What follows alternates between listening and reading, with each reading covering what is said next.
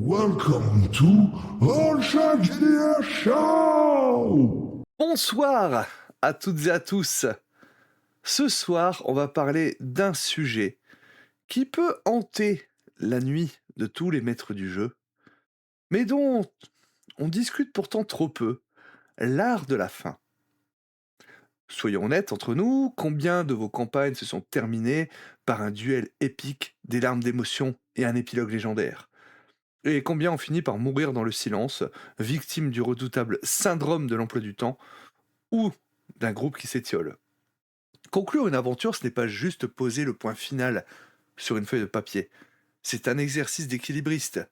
Il faut savoir quand s'arrêter pour ne pas faire la séance de trop, savoir offrir aux joueurs le climax qu'ils méritent, et surtout savoir dire au revoir à des personnages qu'on a parfois incarnés pendant des années. Alors comment transformer un simple scénario en un souvenir indélébile? Comment gérer la pression du grand final sans décevoir? Ce soir, on explore les coulisses du dernier acte, et je vous préviens, on va sortir des sentiers battus de l'Heroic Fantasy pour voir comment on boucle un drame policier, une épopée spatiale ou une descente aux enfers cyberpunk. Installez-vous confortablement, le rideau est sur le point de tomber. Dans un premier temps, afin de pouvoir exercer notre art de la fin, c'est de parler de timing. Savoir dire, c'est fini. L'erreur classique de vouloir faire durer le plaisir jusqu'à l'usure. Une bonne fin doit être voulue, pas subie. Mieux vaut une fin abrupte mais épique qu'une campagne qui s'étiole sur 6 mois par manque de motivation. Mon conseil, en fait, ce serait d'annoncer déjà 3, 5 séances avant. Attention, on arrive dans l'arc final et on va arriver à la fin de cette campagne. Cela va changer radicalement l'implication des joueuses et des joueurs. Ils vont pouvoir justement s'attendre à ça et pouvoir peut-être y aller à fond sur la fin. On peut également parler de comment on va préparer notre climax. Est-ce qu'on le fait purement mécanique ou on va plutôt aller vers la narration? Bon, vous me connaissez, vous savez que moi je vais plutôt aller sur la deuxième option. Mais ce dernier combat, cette dernière confrontation, est-ce que ça doit juste être finalement un moment où on dit: «Bah, voilà, mon boss il a plus de PV, bon il meurt, tu as mis le dernier, coup d'épée». Mettez des enjeux, un choix moral, un sacrifice, peut-être justement de devoir faire une énigme pour tuer ce boss final.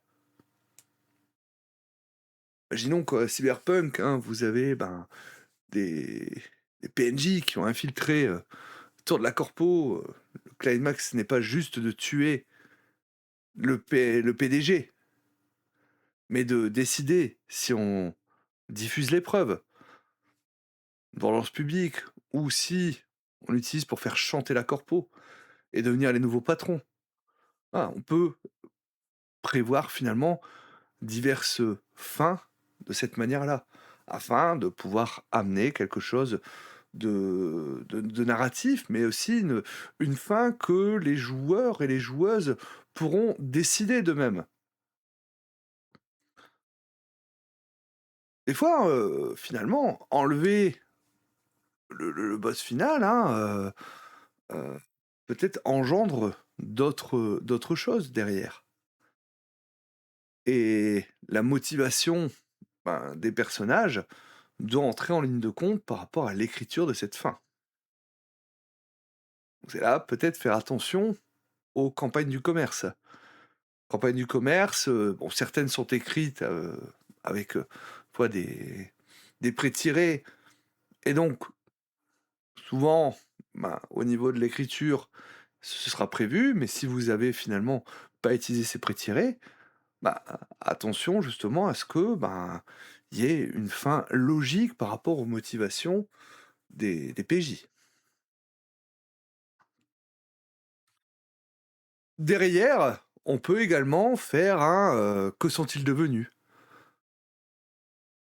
On peut finalement demander, aux joueuses et aux joueurs: «Bah, voilà, dis-moi, ton personnage finalement, qu'est-ce qu'il est devenu dans 1 an, dans 5 ans, dans 20 ans?» Enfin, laisser le choix en fait, hein, même de la temporalité où, ben, certains vont dire: «Bah, voilà, moi mon personnage, il a continué, hein, à être encore aventurier pendant quelque temps, mais finalement la lassitude, l'âge le rattrapant, il a décidé de se poser pour avoir une vie un petit peu plus tranquille. Au contraire, hein, il a trouvé peut-être l'amour» et ainsi de suite, hein.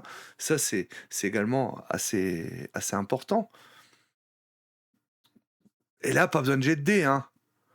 Non, c'est du narratif et allez chercher vos joueuses et vos joueurs pour ça. Donnez-leur libre cours. En tout cas, c'est la fin, donc on n'est plus sur quelque chose. Si quelqu'un vous dit que, bah, il rentre dans sa famille finalement et ben, il en devient le seigneur légitime ou il a récupéré un royaume grâce à ça et ainsi de suite. Peu importe, peu importe. Vous voyez, par rapport justement aux motivations, background, hein, de vos PJ. Un exemple, hein, par exemple, si vous avez dans un Cthulhu des investigateurs qui ont banni l'entité, mais peut-être à quel prix finalement? Peut-être que derrière, ben, malheureusement, ils vont finir à l'asile. Parce que ce qu'ils ont vu, ils pourront jamais l'oublier et que ils vont être en stress post-traumatique, hein, pendant tout le reste de leur vie. Parce que eux, ils savent la vérité maintenant. Ils pourront plus jamais fermer les yeux sur la réalité de de l'horreur cosmique qui plane sur la Terre. Que certains vont essayer de revivre une vie normale, mais y arriveront-ils? Ah là, laissez à nouveau, hein, vos joueuses et vos joueurs voir quelque part, hein, ce que vous pouvez faire, ce qu'ils peuvent, proposer comme, fin pour leur personnage.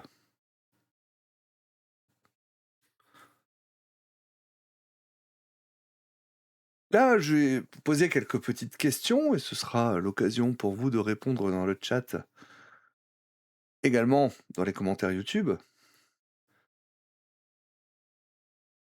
Par exemple, est-ce qu'un, heu, TPK, donc Total Party Kill, hein, lors du dernier combat, est une fin satisfaisante? Ou est-ce qu'on peut peut-être aller jusqu'à parler de alors, échec de MJ peut-être pas, hein, mais en tout cas, à fin en cul-de-sac. Voilà, tout simplement. Je pose un petit peu la question à vous, hein, qui êtes là, hein. Ça, c'est une belle fin de Cthulhu. Bah, ouais, ouais, c'est ça, enfin de Cthulhu. Cthulhu. Heu, mais oui, c'est vrai que c'est pas mal. Et puis au moins, c'est une autre alternative à juste, ben, tout le monde est mort, voilà.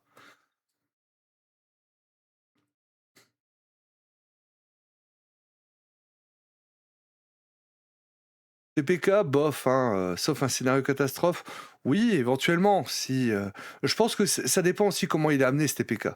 Si c'est sûr que au final, on a joué de manière pulp, toute la campagne et puis que derrière on finit juste par, tout le monde est mort, bah, vous êtes pas dans le ton. Heu, vous êtes pas dans le ton que vous avez mis au niveau de la campagne.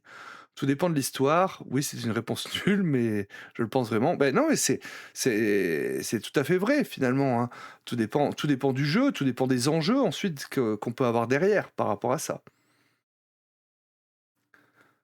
Après, est-ce que vous avez un personnage finalement, hein, que vous avez eu du mal à quitter lors d'une fin de campagne?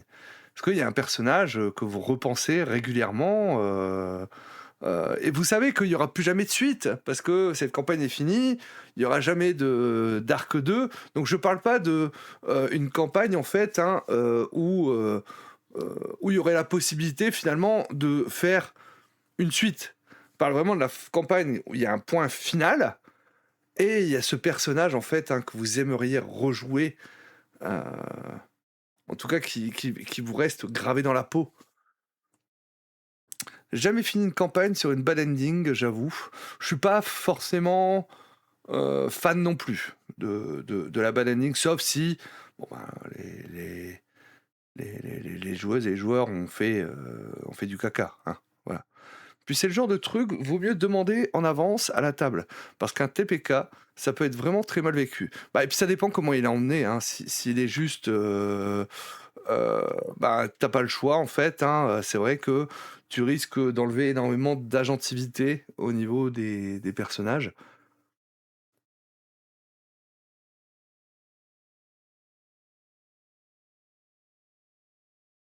Donc voilà, hein, un personnage, hein, que vous avez du mal, à laisser derrière. Non, j'ai aucun mal à quitter un personnage en fin de campagne, tant que j'ai atteint le développement de personnalité que je souhaitais. D'accord, je j'entends. Heu, Moi, est-ce que j'ai un personnage, en fait, que j'aurais eu, heu parce qu'il faut pas croire, hein, moi, c'est pareil, hein, j'ai pas fini non plus, 150 campagnes, alors je dirais peut-être le dernier personnage que j'ai, interprété donc dans une campagne de masques. Donc ce personnage, hein, donc venu du passé et que son moi du présent qui était mon futur en fait, et donc était méchant. Donc Noise, c'est le nom du personnage, hein. J'avoue que, j'ai beaucoup aimé pour plusieurs raisons, hein. Bah, pour l'histoire qu'il a vécue aussi, d'une part, mais également pour, bah, le livret que j'ai interprété, qui est vraiment un livret très particulier sur Masque, hein, où, ben, je me suis mis un petit peu en danger par rapport à ça. Je suis sorti un peu de ma zone de confort.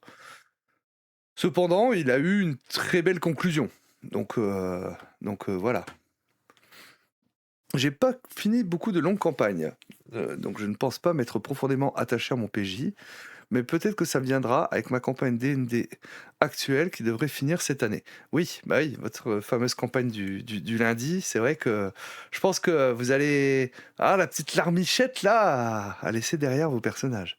Oui, Noise, oui, ça aurait été fun qu'on ait jusqu'au bout de son vrillage.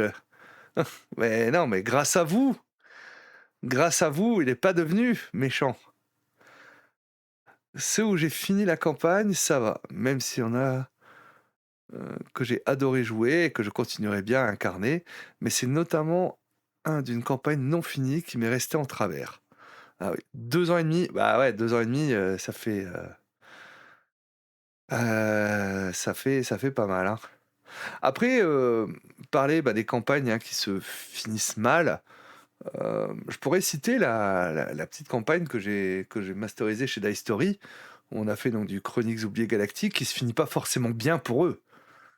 De mémoire, on a quand même, 3 qui se retrouvent, avec, un truc un peu chelou et le quatrième qui est mort. Donc je pourrais citer cette campagne qui finit pas forcément bien, pour les personnages.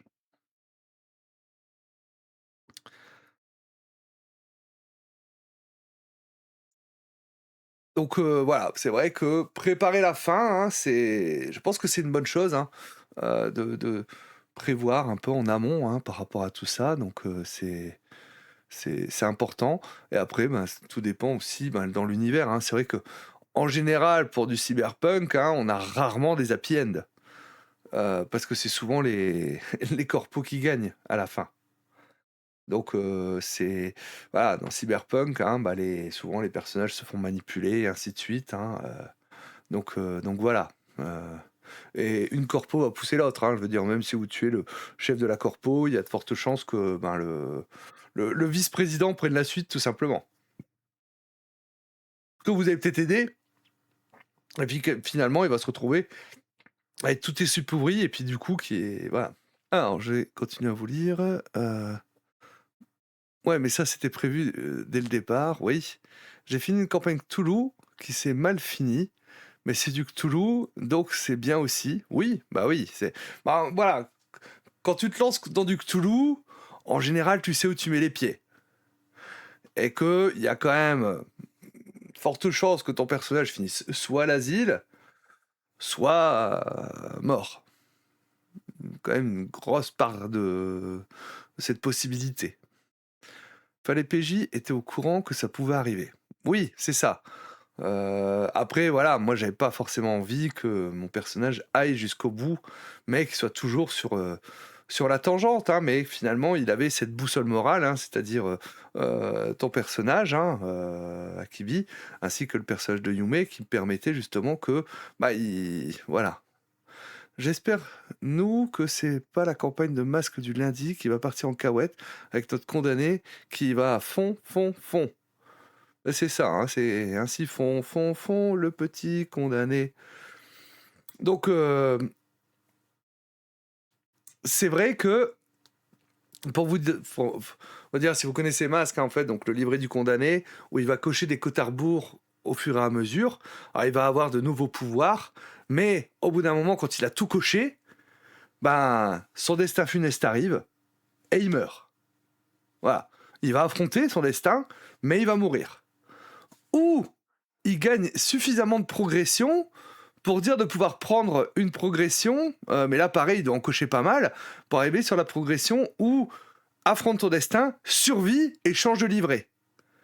Et donc c'est une course contre la montre par rapport à ça, et vu que Guillaume, hein, joue son personnage, mais comme une voiture volée, il y va à fond, et d'un côté, il gagne beaucoup de progression, et de l'autre, il gagne beaucoup de compte à rebours.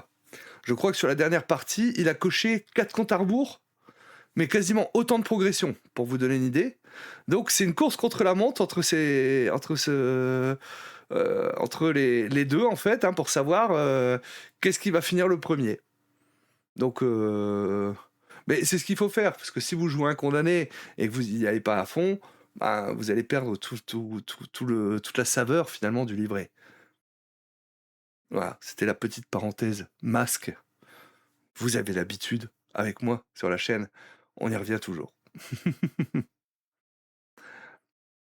Donc oui, on va voir comment elle se termine cette campagne. Mais aussi, bah, on va terminer un petit peu cette vidéo par une petite conclusion. Parce que bah, on arrive un petit peu au terme, hein, de cette petite discussion sur la fin des campagnes, hein. Je pense que la chose importante à retenir, c'est que une campagne qui s'achève n'est pas une perte, c'est un héritage.